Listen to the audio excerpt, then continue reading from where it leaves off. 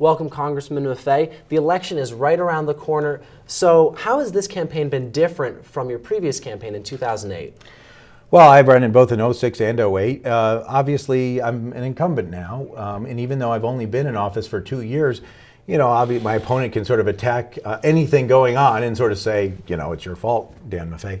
But that does make it a little bit more challenging. On the other hand, I know what we're doing a lot more, and we've got a very, very good professional campaign. We've got a lot of grassroots support that we've built up over all these years, and that's going to help, particularly with voter turnout going into Tuesday. Now, you touched on it a little bit, but as the incumbent in the race, have you noticed any anti-Washington feel toward this election? Well, sure. I mean, it's going on all over the country. There's people who disillusioned with President Obama in some ways, and not just on the right, on the left as well. Why didn't you do more for this and more for that? And to a certain extent, I'm getting a lot of criticism from both sides. The right wing is saying, no, you shouldn't have done health care reform, and the left wing is saying you should have done much more. You should have done single payer or something. So being in the middle is not necessarily an enviable position, but I do think we've taken on these challenges, and I certainly think that here in central New York there is a realization that we are slowly getting out of this economic mess, but mostly that 2 years ago things weren't hunky-dory either, and we are certainly making progress on some of these longer-term challenges that have been here in central New York for a long time. And so, there is a sort of a atmosphere out there that's challenging, but we're running a campaign that's very locally based, right to the people and talking about the issues they want to talk about, mostly economic issues. Now, in the 2008 election, voters seem to want change. So what exactly has changed in central New York since then? Well, a lot has changed in terms of what we're doing about things. The stimulus bill alone, and many people say it's not enough, but it did manage to get people back to work, building the roads. It saved hundreds of school teacher jobs, with a school district that has been having difficulty in the last few years. It increased investment in a lot of areas, particularly like health, NIH, for instance. That really helped revitalize upstate and a lot of the work they do. It's been a challenge because at the same time as we've been doing this, the state has been cutting back. And so it's sort of, kind of trying to meet in the middle so it's not a total disaster. Some of the other stuff that we've done, though, is we've tried to really grow some of our green businesses and really started to do that. The Center of Excellence opened. We were able to secure some additional funding to help them get started. And that is a sort of a collaboration between the universities around here and some major companies. We have a green tech garden going on with the Chamber of Commerce, which is now called Center State CEO, downtown. So there's actually been a lot going on. What you haven't seen is, one company coming in and saying, well, here's 1,000 new jobs. But you have seen a lot of these little things happening, and they all add up to something.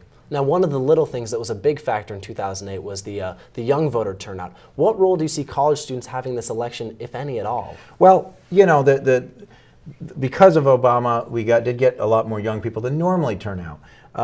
This year, the estimates by pollsters and pundits is something like 10% of the electorate under the age of 40. So I'm not talking about college students. I'm talking about anybody who's even under the age of 40. I mean, that's not very many.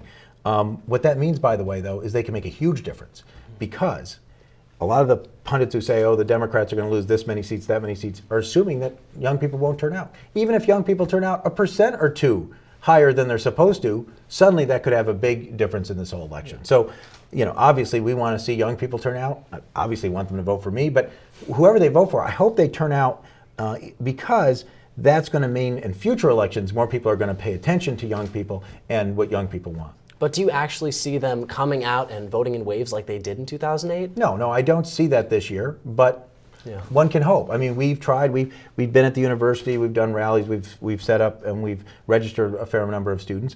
But clearly, without a president, even without Obama, without any presidential election, there's going to be less enthusiasm. It's also complicated because a lot of students, vote in their own states. And if you're from Ohio, where it's a contentious state in a presidential year, you're not going to necessarily move your registration to Syracuse, New York. So that also makes a difference. In terms of the kind of year it is and how much awareness there is of the election. But if students did get involved, even in a small way, it could make a big difference in this race and in other elections. Now, changing gears a little bit, if elected, what's going to be the very first thing that you'll do in office? The very first thing having been in office, the very first thing that I think I will probably do is try to figure out how we can really change this tax policy that we've been talking about, but we just haven't gotten enough of a push on it. And what I mean by that is there's all these tax incentives that help move jobs overseas. President Obama talked about them in his race. They weren't necessarily on purpose to do that, but in effect, it's one thing called the foreign tax credit, that a company builds overseas and they pay foreign taxes and then they get a credit in the United States, whether or not they bring the money back in.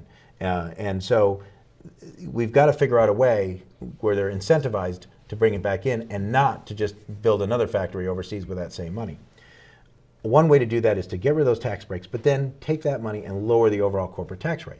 Because while the Democrats are right that these tax breaks should be gotten rid of, the Republicans are actually right that the corporate tax is too high. And a lot of companies don't pay it, but the companies that do, particularly our small businesses here in central New York and medium-sized, they have too much of a burden compared to other countries. So we have to make that more competitive.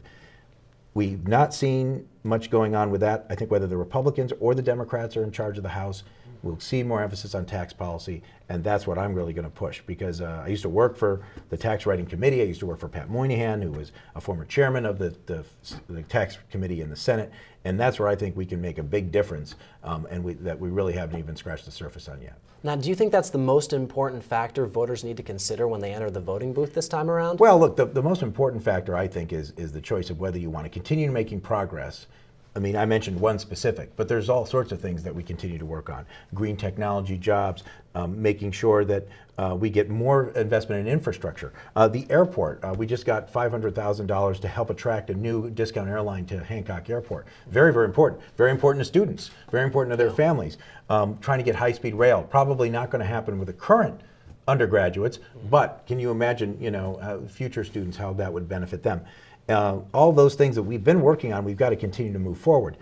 Or the other choice is to go back to the Bush administration. My opponent's policies are all those of the Bush administration. Cut taxes, but don't pay for those tax cuts. Continue these wars in Afghanistan and Iraq, but don't consider the budget implications. Try to cut spending, but guess what? When you get down to it, she won't mention any specifics. So it's very difficult to figure out where that savings would come from. That's what got us into this mess in the Bush administration. And so that's the real choice. Do we want to go backwards 2 years and start over again and just continue the Bush policies, or do we want to keep building on what we've done right now? Do you think that'll happen then if the Republicans win more House seats in this upcoming election? They'll certainly try. I think there's no doubt about that. And look, I'm not afraid of the Republicans taking the House. I'm afraid of the Tea Party taking the Republicans. There are a lot of good Republicans. I work with some of them. But if their leadership is dominated by that right wing, the Tea Party wing of the party, then I do fear they'll try to do all that stuff and also investigate Obama and anybody else, and they won't really work with Democrats. If that happens, I don't think they'll succeed, because I think the Senate will remain Democratic and the president has influence. But it's just going to be 2 years of not getting much done, and that would be a shame, and it wouldn't be good for the American people. So I hope not. If it's a slim majority for the Republicans, if the moderate Republicans, more moderate Republicans get some leadership positions, maybe not, but we have to see. All right, well, it looks like we're out of time. Thank you very much, Congressman Maffei. My pleasure. Election day is November 2nd. Back to you, Andrew.